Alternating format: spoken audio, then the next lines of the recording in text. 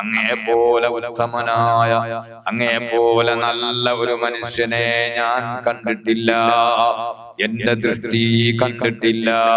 വാജിമലമിങ്കലം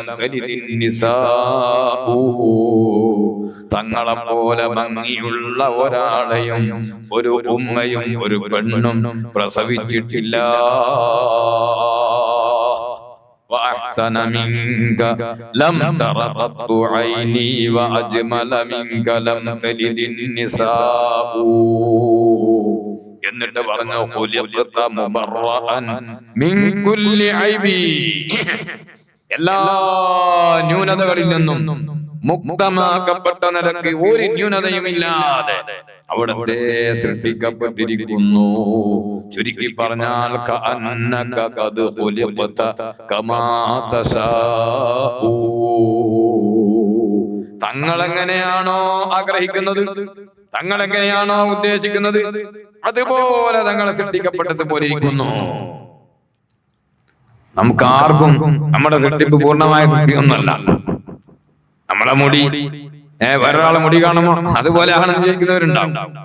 പല്ല് എല്ലാരും പല്ല് ഒരുപോലെ നല്ല നിറമുള്ള തിളങ്ങുന്ന പോലെ ഉണ്ടാവും, അങ്ങനെ അല്ലാത്തതും ഉണ്ടാവും.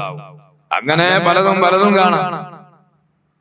നമ്മളാരും നമ്മൾ വിചാരിക്കുന്നത് പോലെ ഉദ്ദേശിക്കുന്നത് പോലെ സൃഷ്ടിക്കപ്പെട്ടു എന്ന് പറയാൻ പറ്റിയ ആരുമില്ല.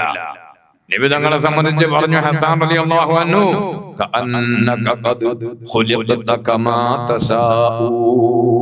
തങ്ങൾ ഉദ്ദേശിച്ചതുപോലെ തങ്ങൾ സൃഷ്ടിക്കപ്പെട്ടു എന്നാണ് തോന്നുന്നത് എന്നിങ്ങനെ നബി സല്ലല്ലാഹു അലൈഹി വസല്ലം തങ്ങളെ പ്രകീർത്തിച്ചുകൊണ്ട് ഹസ്സാൻ ഇബ്നു സാബിത്ത് റളിയല്ലാഹു അൻഹു ചൊല്ലി.